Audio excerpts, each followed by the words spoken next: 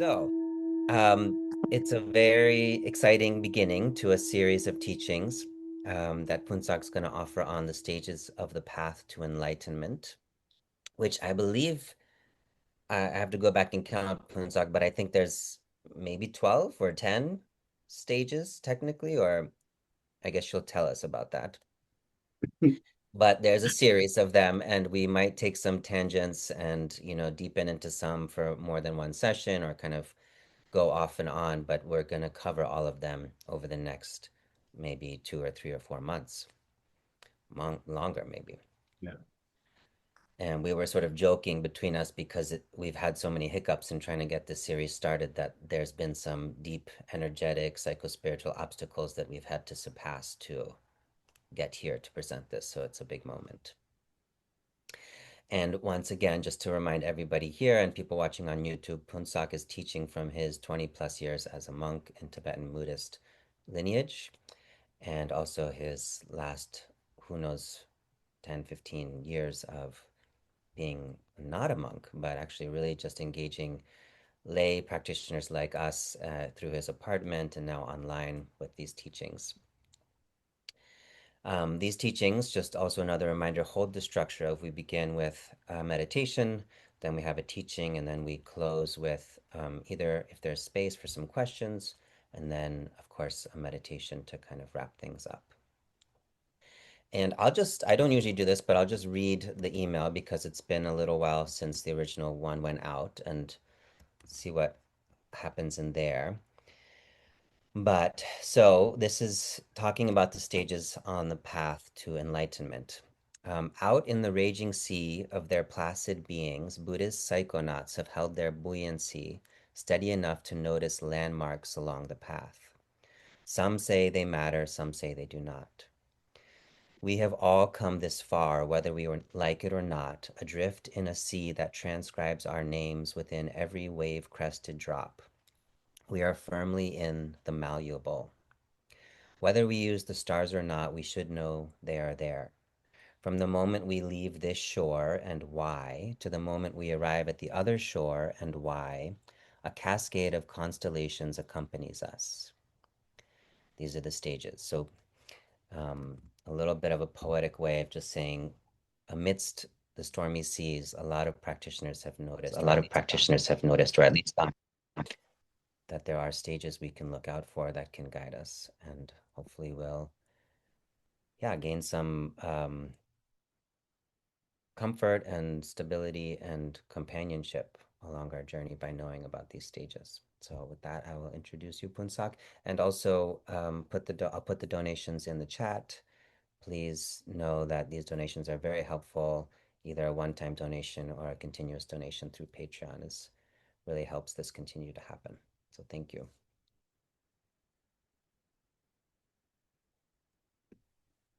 Thank you so much, Nizam.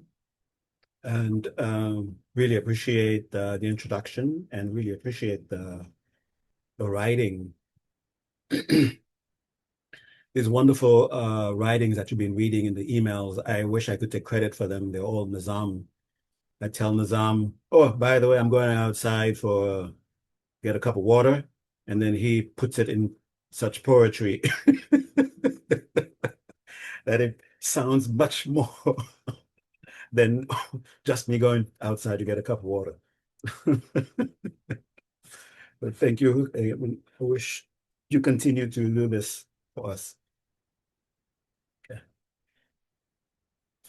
All right. Yeah, in light of that, this actually is a very important aspect of what we are doing with the beginnings of the stages of the path, where when you're about to begin a journey, what is it that you need for the journey?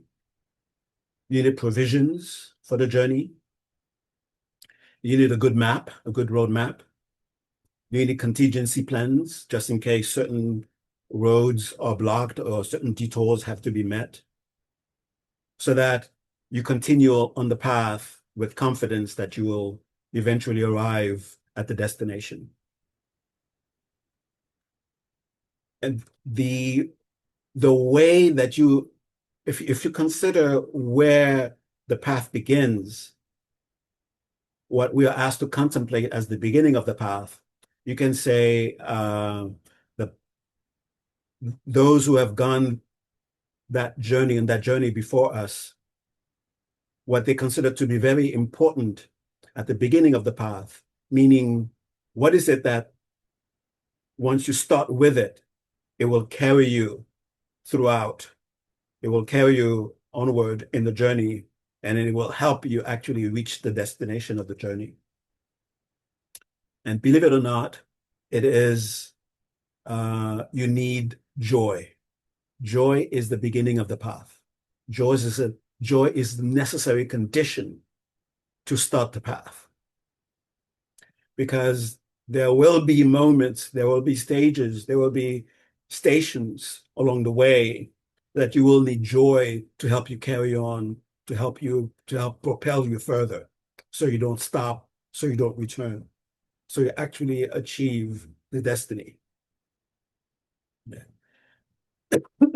And part of that joy includes gratitude, to actually take a very good look at where you are and understand that all the conditions that contributed, that conspired for you for this actual moment to be what it is. And to be grateful for everything and everyone that contributed. Those that you can think about, those that you know about, and especially I would like to say the way I would correlate where in the teachings of the stages of the path, you're giving a long list of people for you to be grateful to. And of course, when you're giving a list of people, you want to feel a sense of connection to them so you can experience actual gratitude. But because these names are foreign to you, they are at a time unrelated to you, it's not easy for you to feel this kind of gratitude. But I would say the purpose of it is to understand that what you are grateful for may not necessarily be connected to someone that not everyone, everything, every circumstance connected to what to the who contributed to what you're grateful for, or necessarily people that you will know. Like, for example, should we not be grateful to the cook who made sure that so and such great scholar was well fed, so that that scholar can be free and so to write the things that inspired you.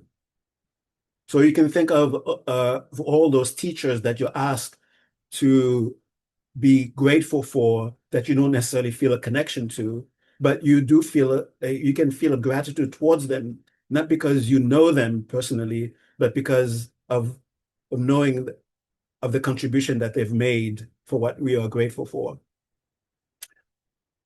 An example that we have in almost every society, even though it's not a great example, but it touches upon that.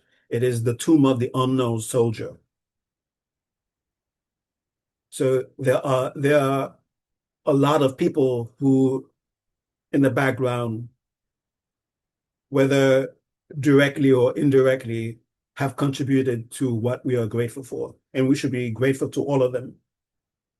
And the way Jamyang Khyentse Rinpoche sort of presented this idea of gratitude is when you express gratitude for something, you actually Tibetan loves to use the word hook. So he said it's like you're putting a hook onto it, so that basically you're creating a deep connection. You're creating a deeper connection to it when you express gratitude. Okay. So that even at the subconscious level, transformations are taking place. All that is my introduction to say my gratitude to Nizam for for all the work that is done to keep this going, to keep the emails going. Thank you. Thank you, Phuntsok. Yeah. All right, so let's begin. Well, and also I will say that the emails come from studying with Phuntsok, so they're your words through me. All right. We can spend the entire session going back and forth like this, but I'll spare everyone. Yes, they are. I think we should make a book out of all these emails, right? Like a coffee table book with beautiful pictures and all these poetic things. Call them invitations to home or something. Uh, okay. All right. So, uh,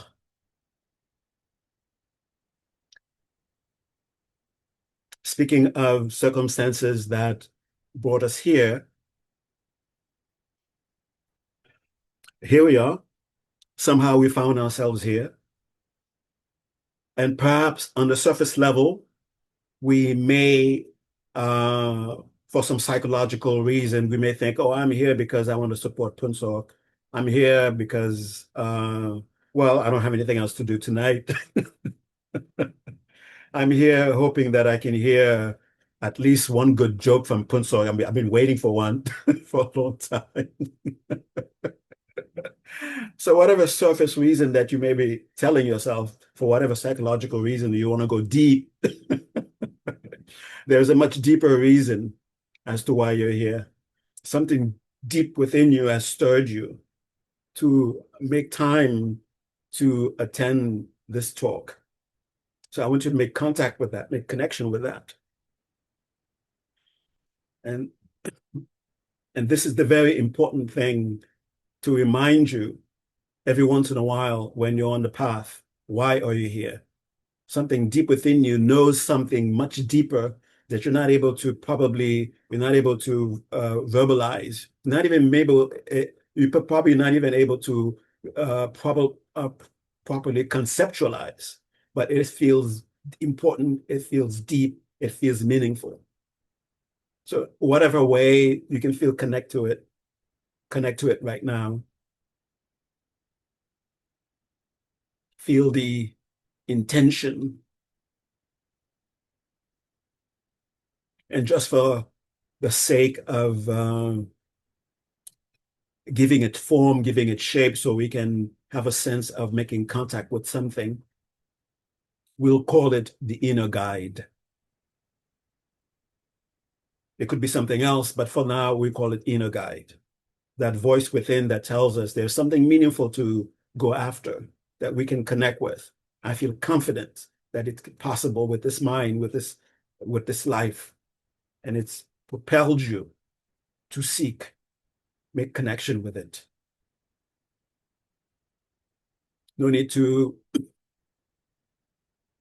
have some sort of visual or any kind of a sensory presence, but that much more deeper sense of connection, even if it feels abstract for now. Make that connection.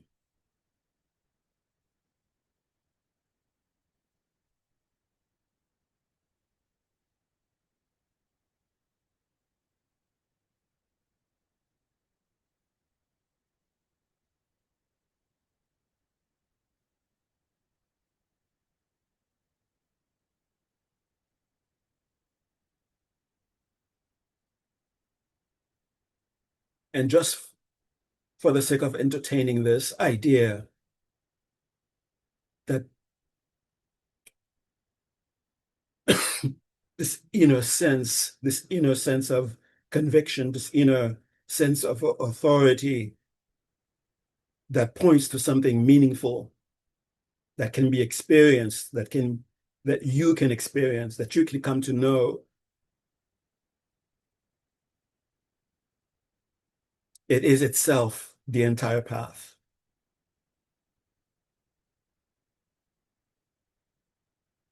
And what we are going to do is to simply open it, read in all the different ways that we can read. What is it saying to us?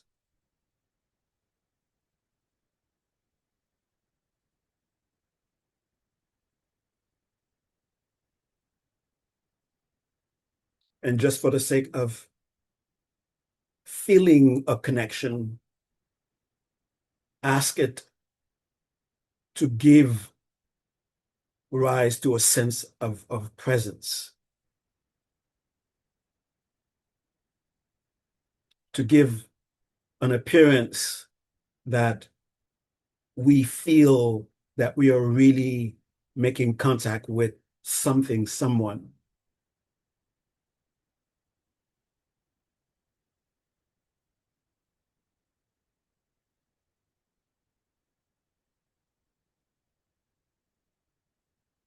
And know that in the presence of that, there's complete safety, complete trust.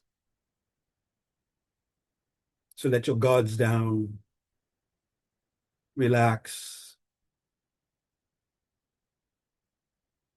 keep your gaze on that presence. Turn all your senses towards that presence.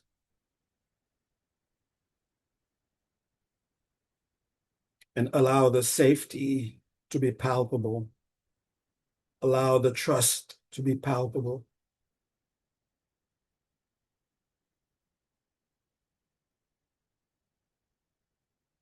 Let your heart, let your mind be open so that its rays of guidance can be received.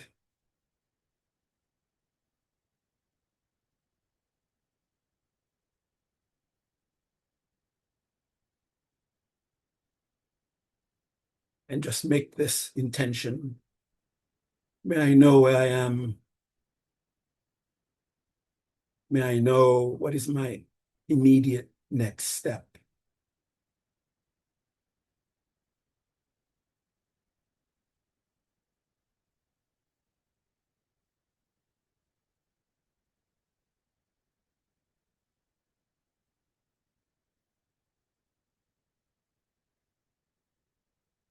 And feel your mind and heart open to receive.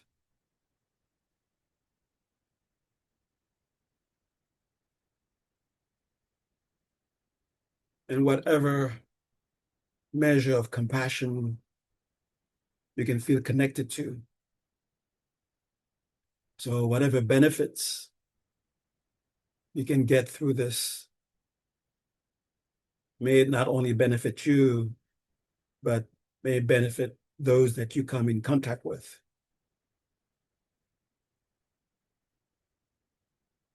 Either directly or indirectly.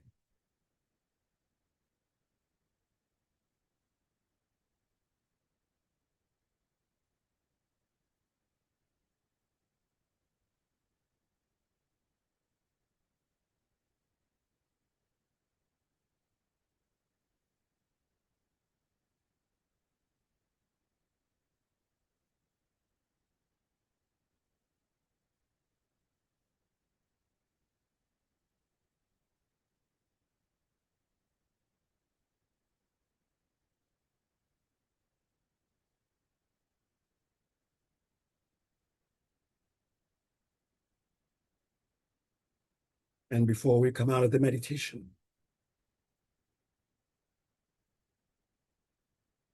the habit of being prone to distraction, know that it is the mind seeking meaning and not being able to recognize it necessarily entirely when it is in its presence. So it seeks for it outside of the present.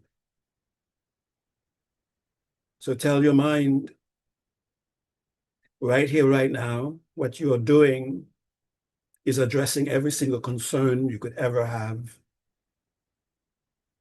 so that that part of you that seeks may not have to go outside of this moment, so it can stay here as much as possible. So assuage the mind, whatever concern it has, every single concern it could ever have, you are taking care of it right here, right now. So the mind can rest, be at ease, and open.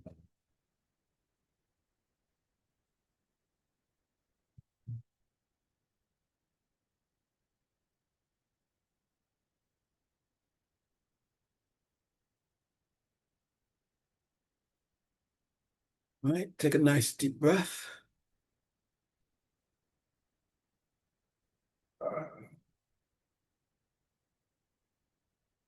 And as you let out the breath, let yourself feel yourself very present. It is not anything special other than exactly what is happening right here, right now.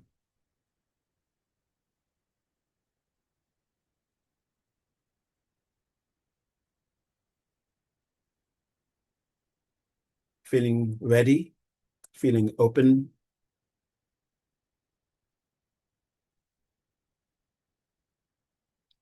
Intend to be attentive. Take a nice deep breath and release. And as you release, let yourself reconnect with your immediate surroundings. Feel the temperature again in the room, feel the clothing again, hear the different sounds. Let your eyes deliberately take in light.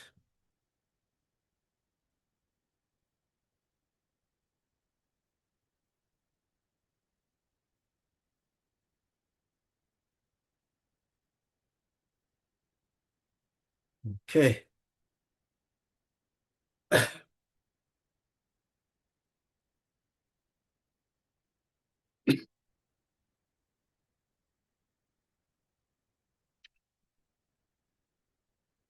Uh,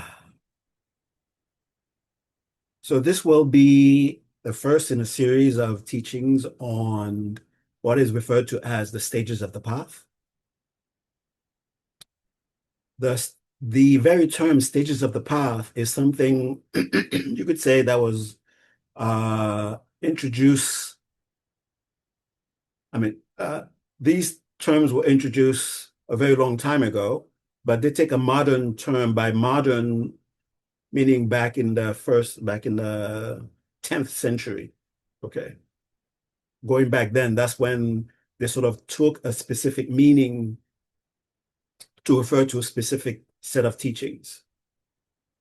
And the set of teachings that it refers to is um, so during the first few centuries when Tibet was introduced to Buddhism, and then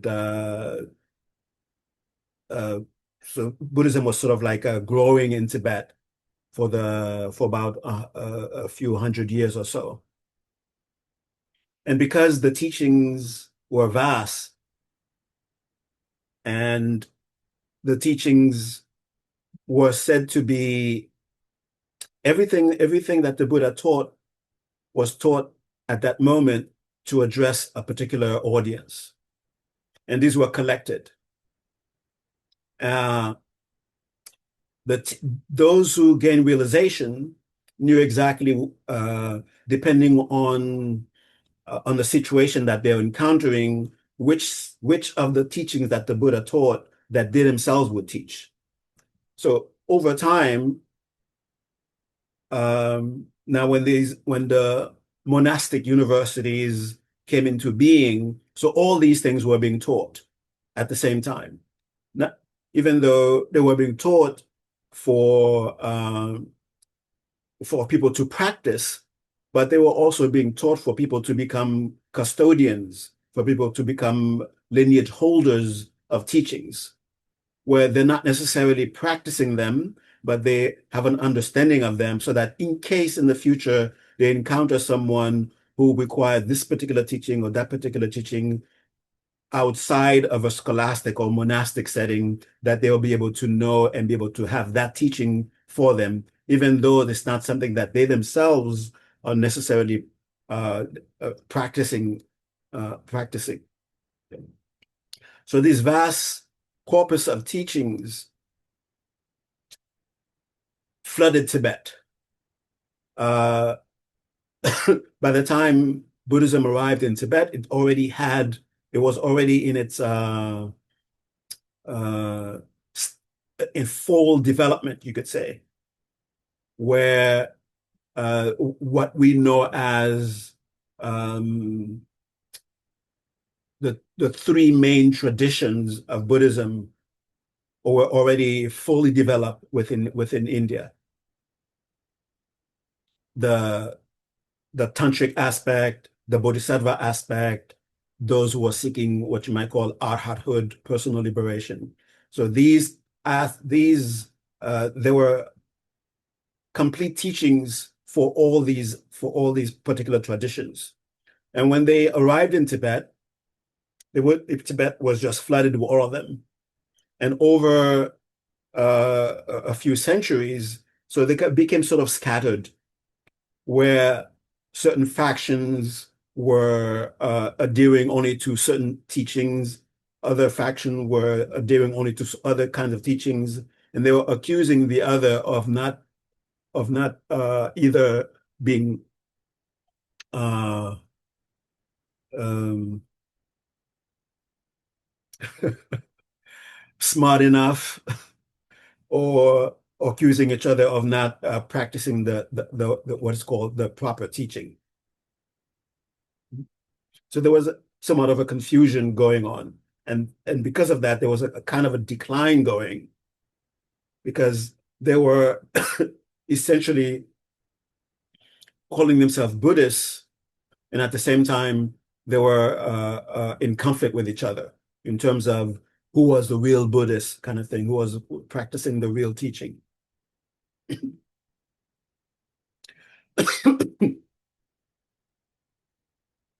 Now, the very idea of stages of the path uh, uh, is not something that was necessarily invented at that time, but it was emphasized, because also at that time there was this confusion about what does it mean, sudden enlightenment? What does sudden enlightenment mean? Does it mean that somehow there is a particular teaching, if you were lucky enough to find it, as soon as you encounter it, you will suddenly become enlightened? Or did it mean something else? And is it in opposition to other kinds of teachings where the sudden enlightenment is not mentioned, but rather an emphasis is made of first do this, then do that, and then do this. Based on that, you will be able to get this. So there seems to be an opposition with each other, and they all seems to be coming from authentic Buddhist traditions. So this created confusion, especially in Tibet around that time. But in India also, there was some kind of a confusion. And I would say I can understand why at around that time when there was confusion, because in India at the time there was a lot of, I would say, secret cooperation between the different traditions, Hindus, Buddhists, Jains, and other kinds of traditions. I would say there was secret cooperation within them, where they were sort of like sharing, especially the yogic aspects, things that the psychological, the yogic, the understandings of the nature of reality. There was a lot of sharing taking place at the deeper level, but at the surface level, for a lot of people, some say, "Oh, it's just spirituality. It doesn't matter where you go; they're all the same." And at another level, you have people also having factions. Well, this is the best one. This is better than this one. This is true. This is not true. So this was already within India at that time. And it was said one of the one of the one of the special qualities of Atisha. Atisha, uh, you all have heard of Atisha, Atishtipankar Srijna, Sri Jnana. There are some people, a couple of people here in your audience whose ears are probably bleeding now from the way I'm pronouncing. uh, uh, uh, he was from Bengal, and he's the one who actually went to Tibet and sort of straightened things out and told the Tibetans that, wait a minute, all those teachings is for everybody. It's not that this teaching is for that person, this teaching for that person. It's for everyone. If you're on the path, all the teachings are for you. So what Atisha did for the Tibetans, also I would say for Buddhism in general, universally, was to take all the teachings and lay them out in one book called the lamp for the path. And this became the main text.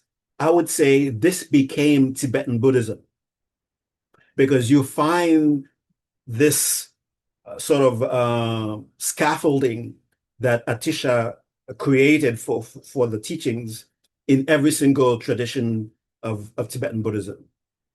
Whether they're called the ancient one, the new ones, they are all themselves presenting exactly the same thing.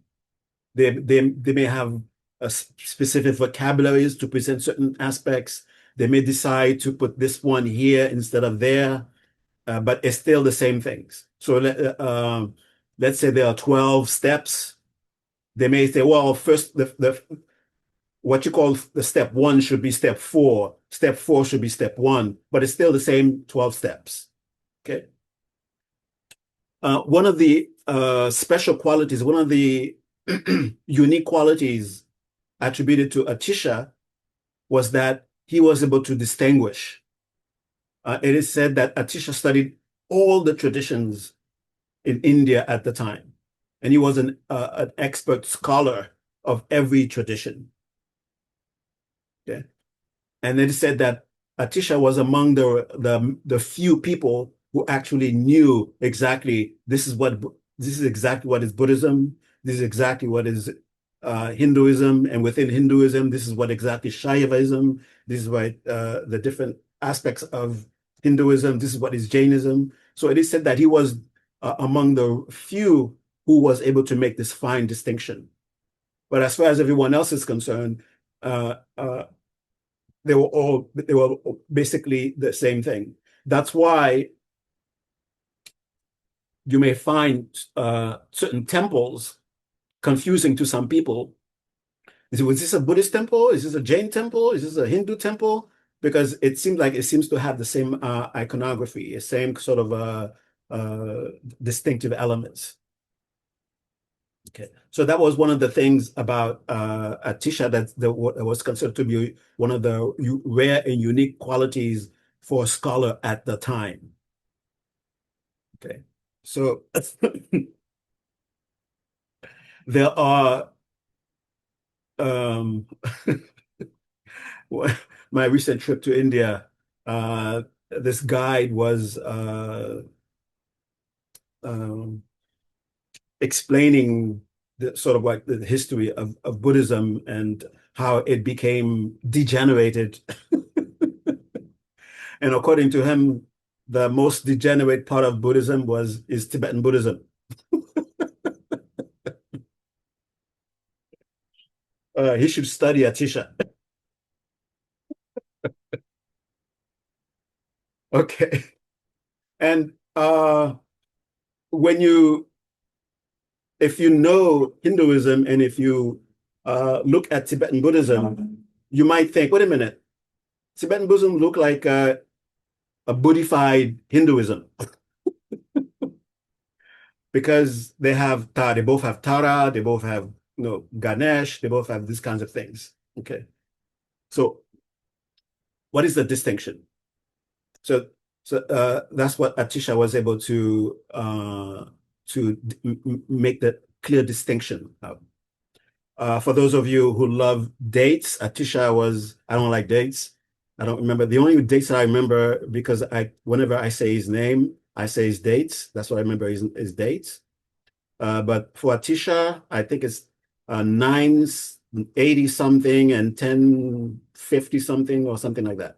If that means a lot to you, go look it up. But it's around that time, okay? Uh, and the story of how Atisha was invited to Tibet. He was actually invited to Tibet with the promise that he would return after 3 years. He never made it back never made it back to India.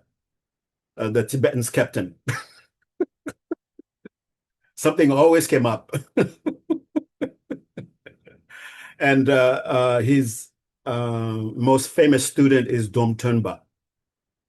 Dom Turnba. And Dom Turnba wrote a text, also a commentary on the Lamp of the Path, also. Okay.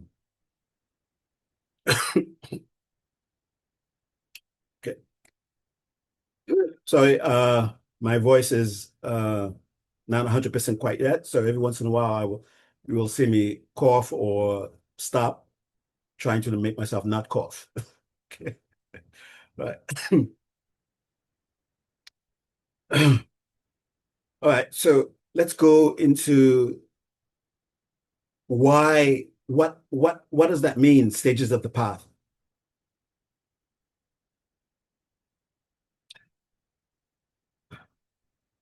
What to do in the beginning, what to do in the middle, and how do you know you've reached the end? What is to encounter in the end? It is said when you study the stages of the path, it will help you overcome misunderstandings of what may seem to be contradictions when you're reading the teachings.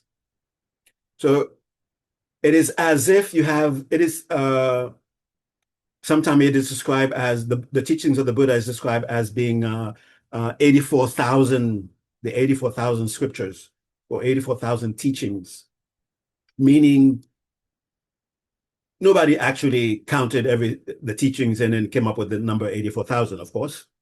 84,000 mean it's a lot. He taught a lot. He taught from the age of around 30 something. Let me see. He left when he was 28, I think 36, I think. He was around 36. That's when he started teaching. That's when he reached enlightenment, around the age of 36. And until he died at the age of 81.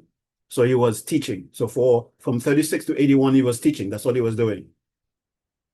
He was traveling mostly northwest kind of area of India. Okay. So he taught a lot in all those decades that after his enlightenment. So the body of the teachings that he taught is referred to as the 84,000 teachings. And because the teachings were meant for different people, for different dispositions, then there are things you do for some people who are already on the path. You've been on the path for quite some time. Where do you go from where you are? If you're just starting, how do you start? And how do you know when you reach a certain end? Okay. Because of that, the Atisha himself sort of separated the teachings into, I would say, what is now misunderstood as the lesser, the what's after less, the better, and the greatest. Okay, it's not really lesser, better, and the greatest, but rather the initial. What do you do at the initial? What do you do in the middle? And what do you do when you're more advanced? So it's more, we think of it more that way, and they're called the three scopes, or sometimes they refer to as the three intentions. Sometimes they are mixed with the three intentions, I have to say. The three intentions are, I am in the aim of practicing spirituality is to get myself out of suffering. Another intention is uh, uh, uh, is to make this life and all my future life as best as I can, the best as I can. Another intention would be the purpose of my being on the spiritual path is to make myself a source, a resource of spirituality for everyone else, so that they can achieve the best that they can achieve.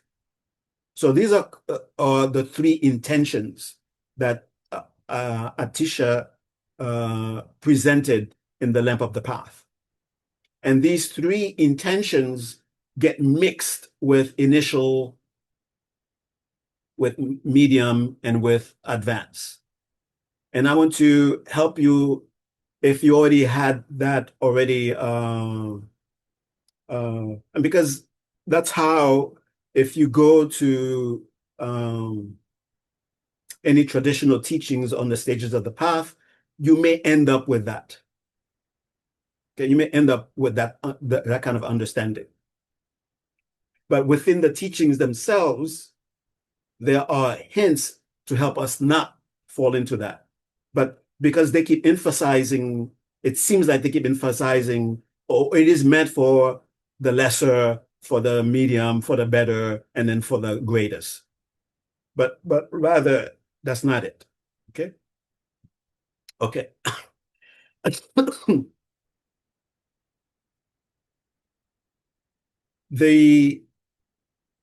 When Atishak arrived, fixed Buddhism for the Tibetans, gave them a text called the Lamp for the Path. The tradition around Atisha came to be known as those who take the teachings to heart. A tradition came to be known as those who take the teachings to heart, or those who take the teachings as personal instruction. Okay, so whatever is in the teachings, they consider, no, this is not teachings for that kind of person or for that kind of person, but rather it is personal instruction for me. And there, the Tibetan word is ka dampa. Ka means mouth or speech or teaching. Damba means like a vow or a commitment. Okay, so the kadampas. So Atisha, the students that came around Atisha in Tibet, they were called kadampas. It's not that they called themselves kadampas. They were called kadampas by other people. Okay, and because they practiced so purely, because they made ethics such an important aspect of the practice, they were respected by all the different traditions of Buddhism that were around. And all the different traditions around the Kadampas eventually absorbed the Kadampas. You will hear that the Kadampas became the Gelugpas. That is not true. the Gelugpas, the tradition of the Dalai Lamas is not itself a transformation or Kadampa 2.0, okay? But rather the teachings of the Kadampas were absorbed by all the traditions that were there. And since the Kadampas were at least 3 centuries before Tsongkhapa, around the time of Tsongkhapa, the Kadampas were mostly absorbed. There weren't really a tradition that was isolated, that was unique, that was called the Kadampas, okay? But rather people were referring to the teachings, oh, these are the teachings of the Kadampas. These are the teachings of the Kadampas. Okay. Tsongkhapa, who is the founding teacher for the Gelugpas, really could say was completely fell in love with the Lamp of the Path. He studied with the teachers of the time. Since there was no Gelugpa at the time, he had to study with the ones who were there before, the Sakyas, the Nyingmas, and the Kagyus. He studied with them, and he had a particular understanding of Nagarjuna's text on wisdom that was not shared necessarily by everyone else. And that's where, and then the emphasis on sort of like revitalizing, or the emphasis on making important the teachings of the Kadampas, or the way of life of the Kadampas, or the ethics of the Kadampas. So because of that, that sort of became its own sort of tradition. And it is called Gelugpas, even though when you translate it, it means when you translate it directly, it means the system of the virtuous ones. That's just accidental. It is not called Gelugpa because they were thinking, oh, it's tradition of the virtuous one, but rather the person who was responsible for making it into a tradition was a direct disciple of Tsongkhapa, and his name was Kedu. So it's a tradition of that guy who studied with Tsongkhapa. His name was Ge. So and Ge. So it's Ge's tradition. Okay. So that's how it came to be known as Gelugpa. And because the Gewa means virtuous one later on, and because of the emphasis on ethics, emphasis on the practicing of making an emphasis on ethics that the Kadampas were doing. So it was sort of like, oh, you're like the Kadampas coming back to life again because of that emphasis that you're making. And because you make such a big deal out of the Lamp of the Path, you're like the Kadampas coming back to life again. So those people who were following Keduk Gelek Pel, because he was such a promoter of Tsongkhapa's system of understanding, especially Nagarjuna, and then making the emphasis on Atisha's Lamp of the Path. So it came to be known as the people who are following him, the disciple of Tsongkhapa.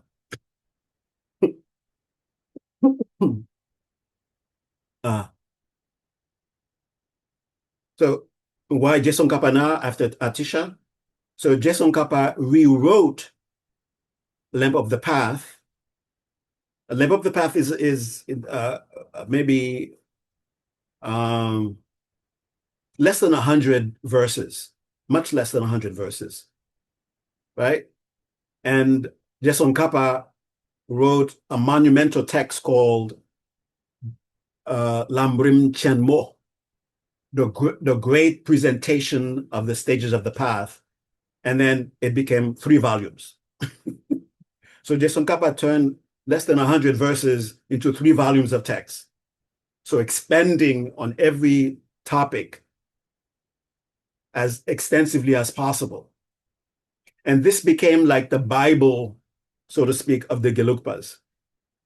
And all the other traditions, the Nyingmas, the Kagyus, the Sakyas, and all the other ones, found that work to be very influential, very special for them. So they have their own sort of rendition of that text. Like, for example, there's one text called Words of My Perfect Teacher, which is the Nyingma's version of that.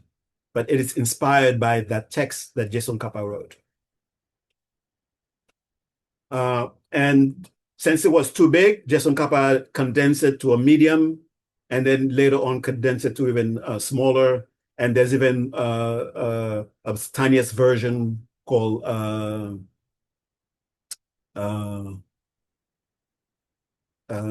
the tiniest version is the one that I wanted to use as the text that you can sort of relate to. It's called Hymn of Experiences. Lamrim Nyam Gur. Gur means song. Nyam means experience. So my experience of the stages of the path in a song. Okay. If you want to sing it, you can, but it's kind of long. It's more like an opera.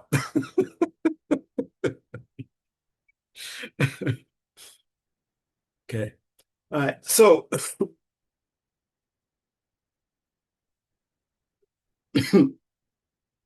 the purpose when so after Jason Kappa wrote this monumental text, other within the tradition of the Gelugpas, this became like something like great teachers. If you were great, you had to write a commentary on Jason Kappa's text.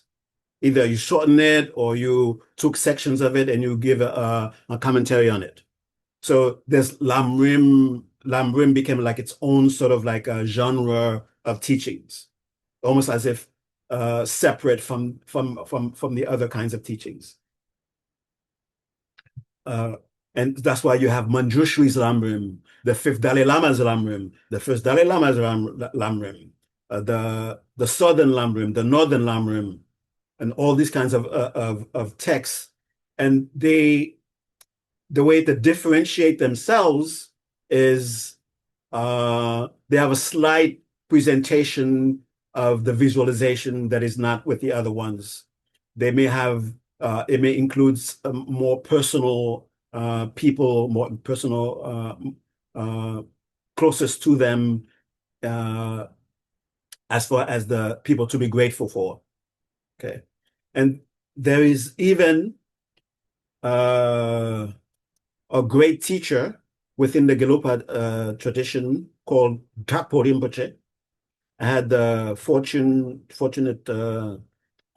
fortune to actually meet him a few times. He lives in France, and he has a center in Provence.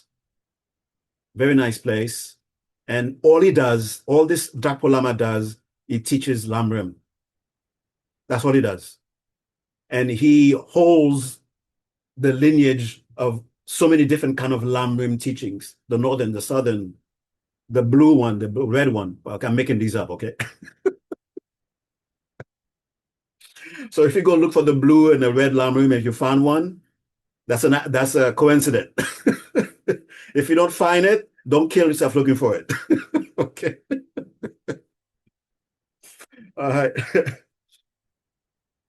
Uh, So this is more like a general overview of what the teaching of the Lamrim is supposed to be, where it's coming from. I received teachings on the Lamrim many times from the Dalai Lama. Of course, throughout the years that my teacher was around, every once in a while he would teach on the Lamrim.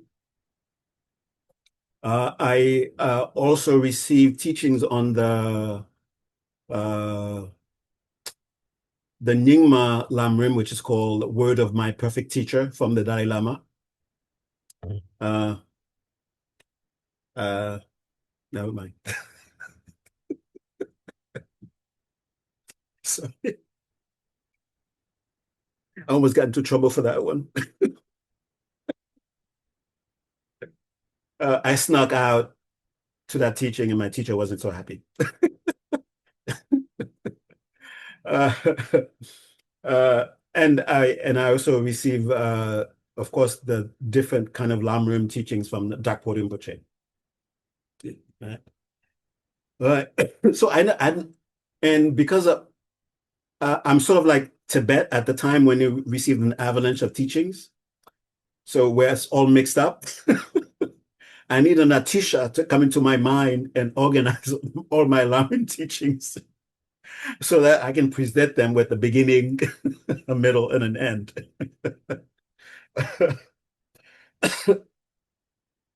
And of course, there are a lot of things that I don't remember, especially the things about dates. I do remember Jason Kappa's dates because whenever I say Jason Kappa, I say immediately, I say his dates, 1357, 1419. And that's the only date basically I remember.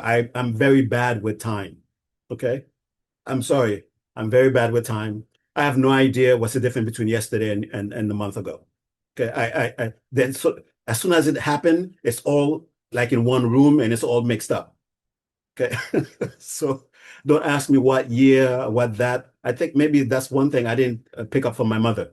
Because that's one thing I remember my mother was able to do. It's like impossible for me to even imagine. Oh yeah, on September 13th at 4:15 a.m. in 2000, my mother would say, that's what you said. She had this impeccable memory of with time. I guess I say, well, my mother got that. I don't need it. Now I need it because I'm mixing my yesterdays with my like that happened last year or last month. I don't remember. Well, I can't quite put it together. And I have to think about what year are we in, by the way, 2025, right? That kind of thing. So when it comes to dates, Jason Kappa's date, Atisha's date, Nagarjuna's date, don't ask me. It's all available in the on the internet if that's important for you. Okay. All right. So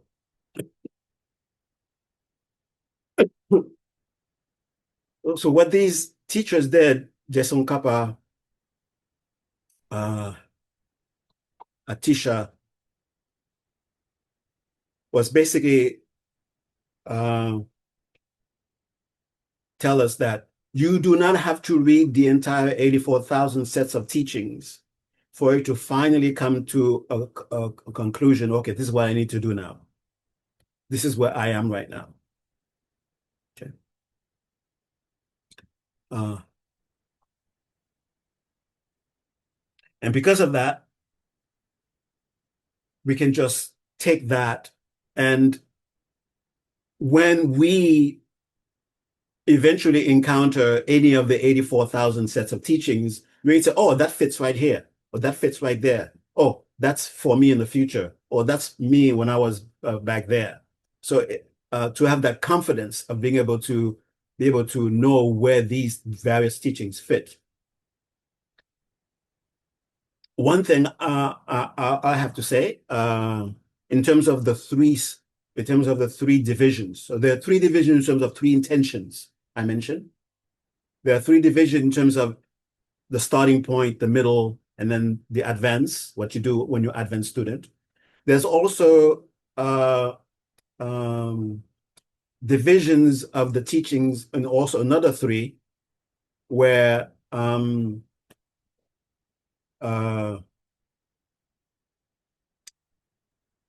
basically it's two divisions and one of them is divided into two.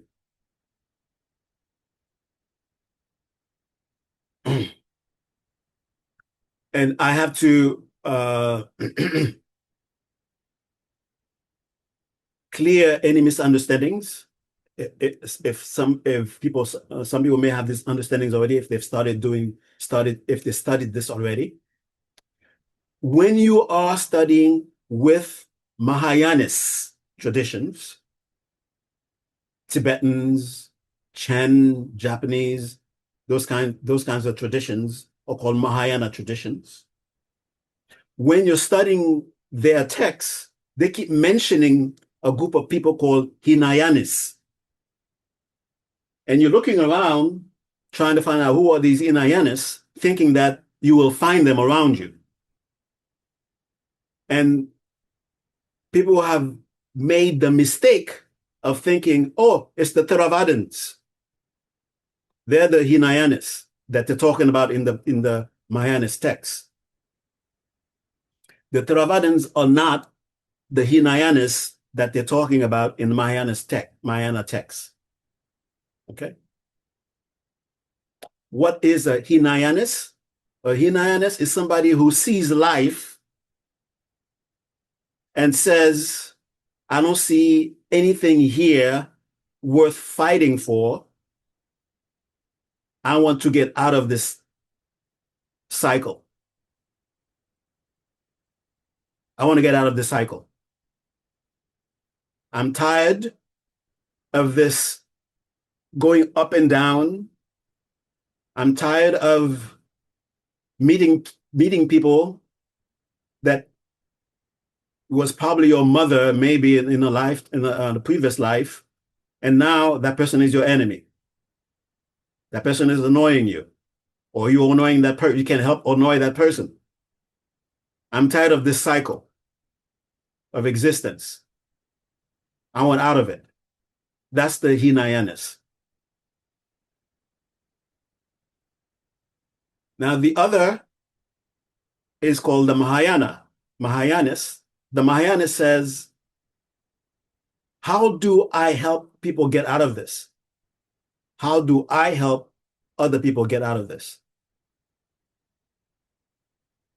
What transformation do I need to undertake so that I can be able to do that? That's the first Mahayanis. The second Mahayanis says, whatever it takes, I'll do it. I don't care what it is.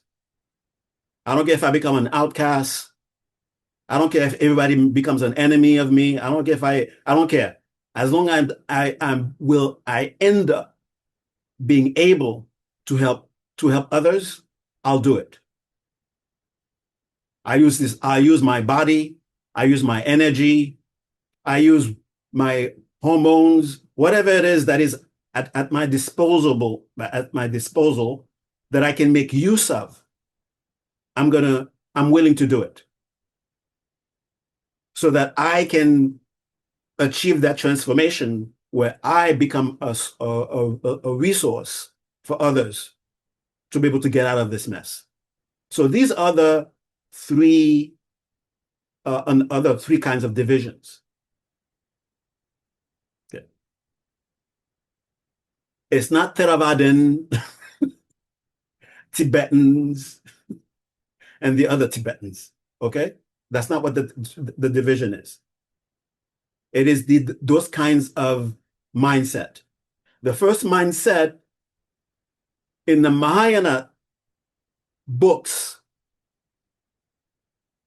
they say, when you look at that in reference to the one who says, I want to transform myself to be a resource for others, when you look at those two, comparatively speaking, the other one is kind of selfish. It is not that the practitioner who is saying, I want to get out of this, is in their mind thinking, I don't care about you, I just want to get out. If they make that kind of intention, I don't care about you, they can't even make this life be better, let alone achieve something called liberation. Any kind of selfish thinking is an obstacle to any spiritual path. So there's no such thing as a spiritual path that has in it inherently some sort of selfish intention, where they're deliberately thinking, I don't care about you, I just care about myself. That person is not a Hinayanist.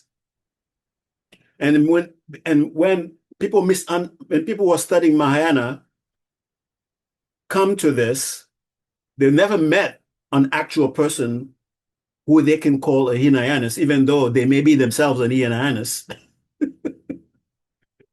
But they're looking for some group called Hinayanist.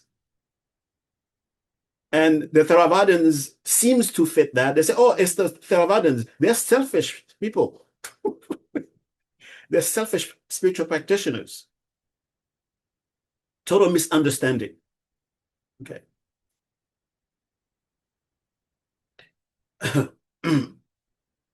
So if don't look for a group of people that you're going to encounter who have a tradition that is called Hinayanist tradition. But you will encounter people who have Hinayanist intentions. That's why from the very beginning, know what your intentions are and be honest with it. So you know whether you are in Hinayanist or not. Okay. Only you or the enlightened being can know who is a Hinayanist. An example is given by Pabonka Rinpoche. Pabonka Rinpoche was like 19th century, 18th century Tibet.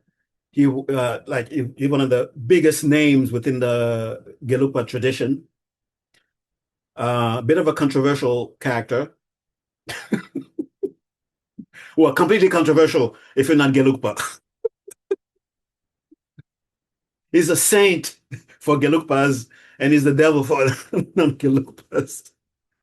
I keep encountering, just aside, no, okay. I keep encountering people who come from traditions that says, oh yeah, my teacher is one of those teachers that Pabonka Rinpoche kicked out of Tibet or Pabonka Rinpoche forced out of Tibet.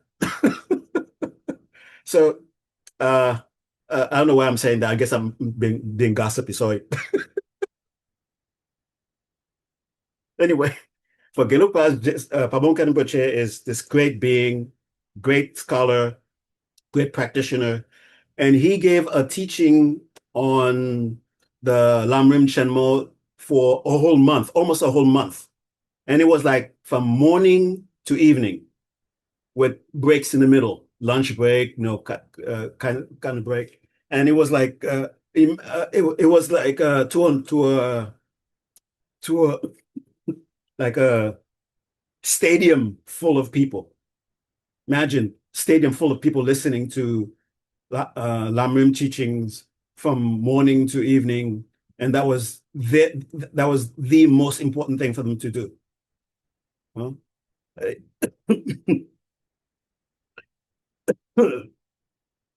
and his disciple, his great main disciple, Chijang Rinpoche, another big name within the Gelugpas, sort of compiled these teachings of during those 24 days into a book called Liberation in the Palm of Your Hands. That's another teaching on the stages of the path.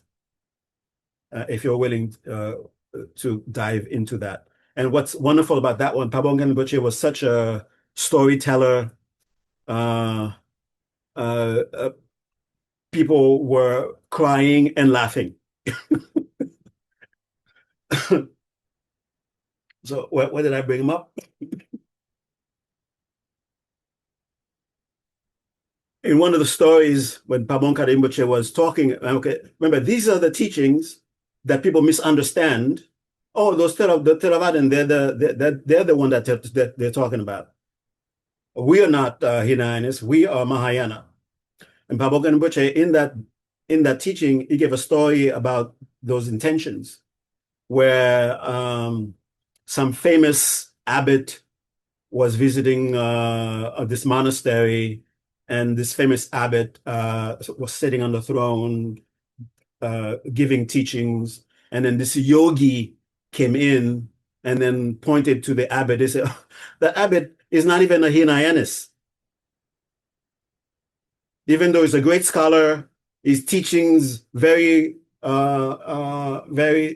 elaborate, very supposed to be advanced texts. But in terms of intention, Pabonga Rinpoche said he was not even Hinayanist. He didn't even have the intention to get out of this mess yet. He was still very much attached. Look at me, I'm the abbot of this very important monastery. Look at me. I'm studying so that people can recognize how important I am, so people can respect me. So that was also an intention. And I myself, I've encountered a lot of people within within the Sangha who are in Mahayana, who are studying, who are doing Vajrayana, who are doing Tantra. And then you hear them say, oh yeah, I want to be a Buddha because I like that kind of body. I like the kind of body that Buddhas have. I want to be able to display magical powers. Okay. That is not even Hinayanist yet. And so someone could be doing some so-called very advanced practices, but their intention will not lead them to so-called the aim, the result of those high practices. So the three important intentions covered by the Lam Rimchen, by the stages of the path, do you recognize reality for what it is? And do you want to do something about it? Do you feel that you can do something about it? Have you arrived at that conviction? If you have not arrived at that conviction, here's a set of teachings for you to help you arrive at that conviction. Have you arrived at that conviction? You know what to do to fulfill the aim of that conviction? You know, okay, here's a set of teachings you can apply in your life so that you can fulfill the aim of that conviction. Do you feel tugged in your heart when you see suffering and you feel the need to do something, to feel something true? You want to really do something about it. And you're tired of seeing yourself being limited. You have compassion to do something, but you find yourself powerless to do anything about it. And you still want to do something about it. Or have you reached that level? Do you know what to do? Okay, here are a set of teachings for you so that you can fulfill the aim of that intention. Okay. Do you feel constrained by social taboos? Do you feel that they imprison you? There's something within you that tells you you shouldn't be bound by these taboos. You shouldn't be bound by these social conventions. But there's a great amount of pressure to abide by them, but something in you wants to get away from them. There's something in you that tells you that in some of the very things that you're asked to stay away from, there's something in you that tells you there's spiritual power in there that I can use to help me help others, to help me free myself of my limitations. Have you reached that level yet? Do you want to reach that level? Here are the set of teachings to help you do that. Have you reached that level? Okay, these are the things this is what you do now when you reach that level. That's what the stages of the path help us. How to get to those kinds of intentions if we don't have them. Once we have them, what do we do with them? Are you sincerely where you do, like, for example, when I was very young and I was, when you that stage of youth where it seems like you're getting better and better and better, getting stronger and stronger, getting smarter and smarter. It gives you the delusion that it's going to continue forever. So when I was caught up in that delusion, and I also had encountered the teachings, I said, oh, it would be nice if I could use the teaching so I don't need enlightenment. I just want to stay here, continue to enjoy this. I'll use the teaching so I can continue to enjoy this.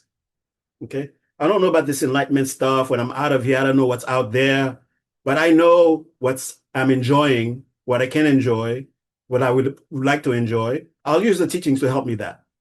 So I will use the pranayama teachings. I will use the visualization teachings. I will use the things about piercing and shamatha and all these kinds of things so that I can continue to enjoy life.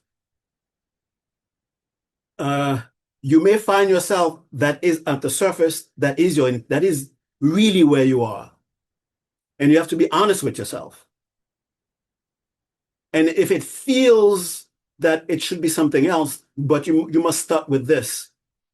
This is where I really am. But something in me tells me it's not really complete. So let me look at it. What is it about it that makes it incomplete? And when you come to that conclusion yourself, then your real intention changes. So intentions can shift. Intentions don't have to be static. And sometimes it can shift forward and backwards. Like someone who encountered something and their heart were burst open, and they felt compassion for every life, every single being in existence. And they started to diligently start to work towards transforming themselves. And then after should I say a few years? It could be just a few months. After a few months of dealing with people, you say, I don't think I can do this.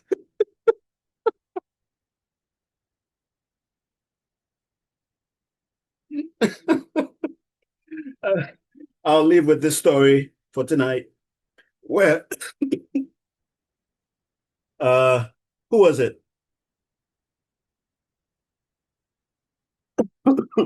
Well, one of the great teachers, I think it was Indian teachers. I think it was Vasubandhu or Dignaga, no, one of those great teachers who took on the Bodhisattva uh, uh, vow. He was moved by some circumstance, moved them to say, "I'm going to fight for every life, make sure that they are safe. I will do it."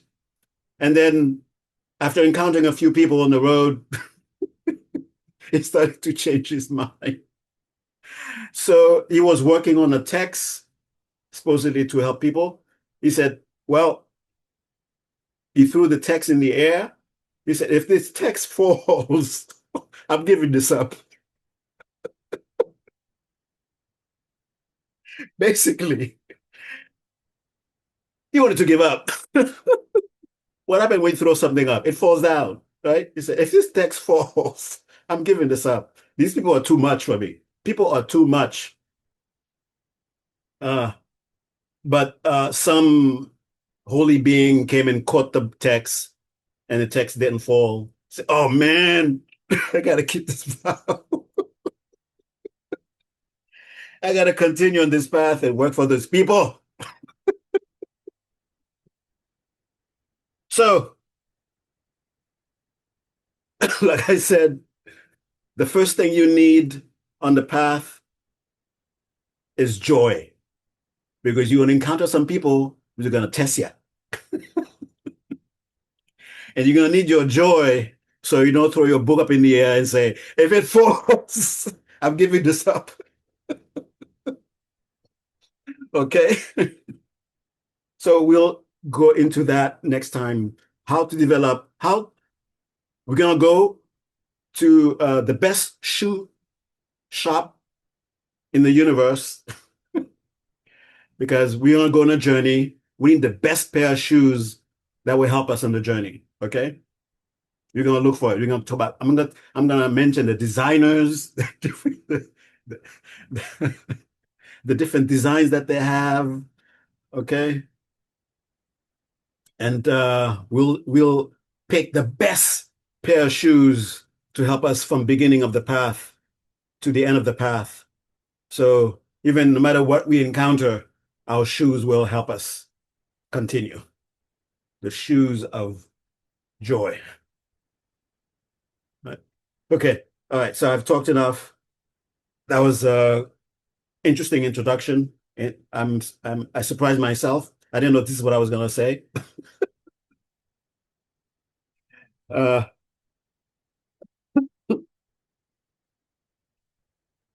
but as a really introduction to the teachings, Jason Kappa's text that I mentioned, the hymn, he spent it's just I don't know, maybe 13 or so verses, and he spent more than almost half of it just expressing gratitude. Okay. So I would like you to spend this moment, the next moment, just expressing gratitude. And if you cannot think of any direct person, then think of the indirect circumstances and people that you feel grateful for. Because here you are being able to take time.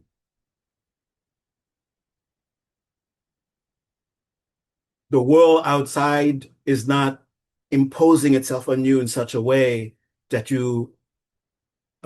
where you're not able to take time. And not everyone is capable of doing that. So whatever the circumstances that made this possible, honor it, be grateful, and make a decision to make the best use of this.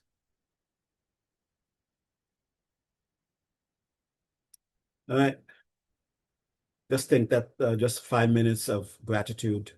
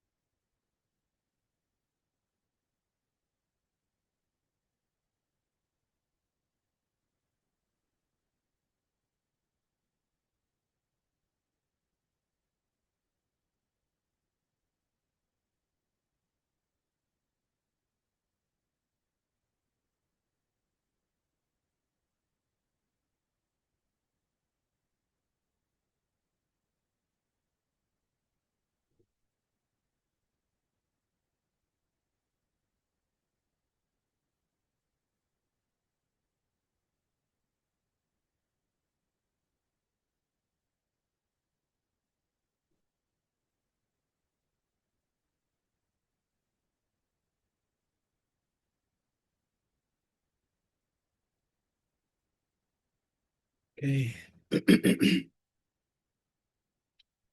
I guess we have time. Well, we don't really have time, but if you do have a question, you can ask the question.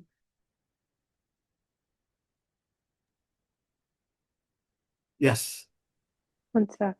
I have a couple of thoughts I'd love to share. First, I just want to say thank you to you, the gratitude that you share with us all this wisdom. It's really it's very humbling. Thank you.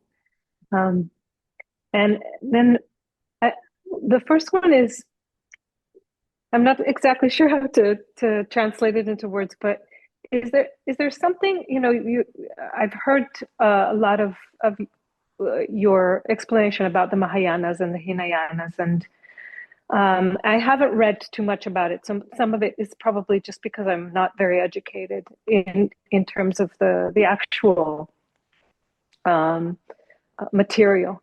But is there something misguided about even the intention of judging whether somebody is a Mahayana or Hinayana, the abbot, these ideas of the attention being on checking what the other person is doing rather than kind of um, self self-driven attention, an inward attention. So I kind of wanted to put that forward and hear what your thoughts are about that. Yes. Uh, yeah. And then just the other one that maybe even is connected in some way. Um, a lot of times I do, it does strike very true to me that I'm still in very many ways on the part of the path that it's still kind of like, well, it'll make me healthier, or it'll make me right. That's just very self-involved. Um, it, isn't there also something about, you were talking about him throwing the book up, and there's something to say about the path revealing itself that we really don't control as much as we can learn about practice and doing and what intentional quality. Essentially, the path is there, that it's going to reveal itself whether we like it or not. um, it feels like that to me a lot, and I'd love to hear what your thoughts are about that as well. Mhm. Okay. Right. The first point that you mentioned, that's exactly the intention. The intention is not to look at who is Hinayana, who is Mahayana, but rather to look to see, this is what is said to be Hinayana. Is this what I am? This is what is said to be Mahayana. Is this what I am? Is this what I really feel drawn towards? It's and so pointing to the yogi, pointing to the abbot, wasn't necessarily the yogi judging the abbot, but rather pointing to ourselves, pointing. It was like making a visual, demonstrable teaching of what our mind is doing and what it shouldn't be doing. Okay, yeah. So definitely, and remember, the tradition was Kadamba. I'm taking these as personal instruction for me. This is what I'm supposed to be doing. Okay. What you're supposed to be doing, I don't know exactly. Maybe what you're doing is exactly what you need to do, but what I see you doing, what I know is not what I'm supposed to be doing. Or what I see you doing, I feel inspired that I should one day be able to do that. But right now, it's personal instruction. Am I Hinayana? Am I Mahayana?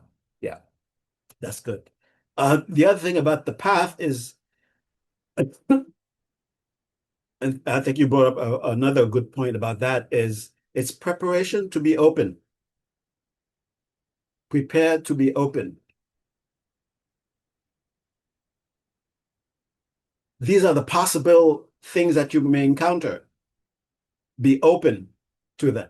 You may not encounter any of them, but just having that openness so that whatever, uh, so your own potential as it unfolds, you're there ready to be present with it. Okay. Thank you.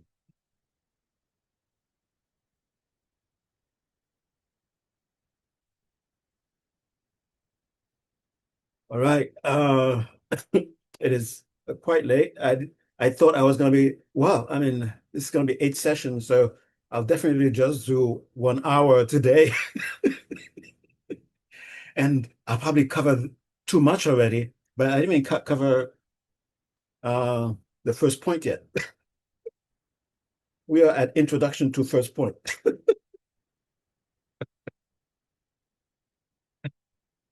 Uh, so I just wanted to remove those misunderstandings before they even come up. Or if you already had them, you can put them aside so that your mind can be more open, so that you're not listening with those kinds of understandings. Okay. Okay. All right, let's do our true closing meditation. The same as before. Uh, Actually, I will introduce a somewhat more traditional format of how these teachings are taught without the, what you might call the dogmatic aspect. Okay. Okay. All right. So the way a teaching like this would end is to have a sense of gratitude to your own mind for what has been revealed to you. Whether it is, this makes no sense. That's a revelation. Be thankful to your mind for that. Okay. Whatever the revelation that is communicated to you, be thankful to your mind that is able to have that, and the conditions that makes it possible for your mind to have it.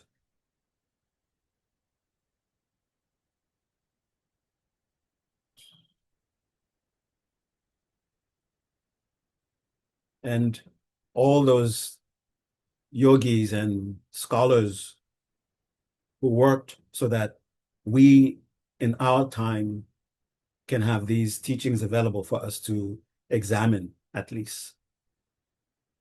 Be grateful.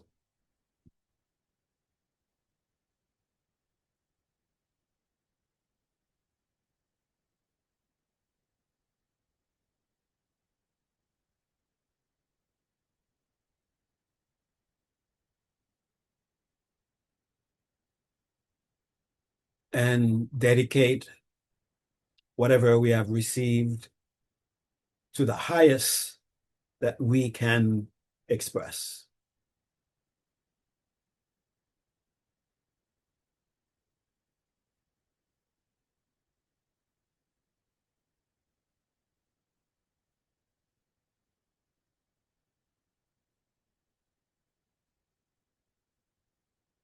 So feel the community of all of us sitting in circle wherever you are in your place. The sense of I melting.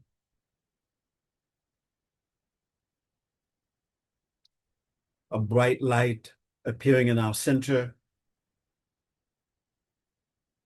As our sense of I, the limitations of it melts, becomes open. That light expands, absorbs everything within it. All of us are absorbed, our neighborhood, the entire universe. And we feel I when we think of the ocean, the rivers, the sky, the trees, all life that we encounter. We think I the well, I the ocean.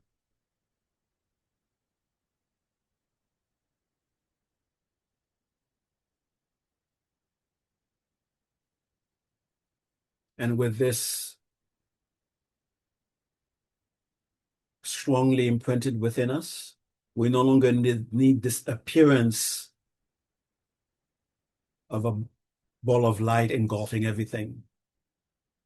Now the ball of light begins to shrink back, And as it shrinks, it leaves a shimmer of that understanding on everything it touched. It returns to a ball of light in the center of our circle. And it is clear to us, when I sincerely help myself, I help everyone. When I sincerely help everyone, I help myself. And that light, that ball of light in the center, gets split and enters into each one of our hearts.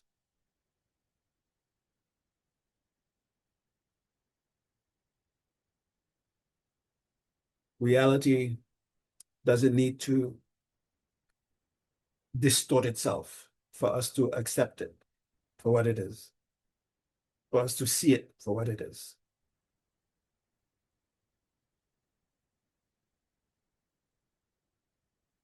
And get ready to come out. Take a nice deep breath. And as you exhale, let yourself reconnect with your immediate surroundings through the sense of touch. Feel the temperature, feel your clothing, hear the different sounds. Let your eyes take in light.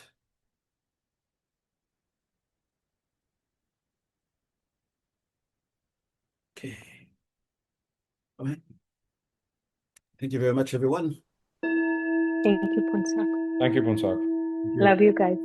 Love you.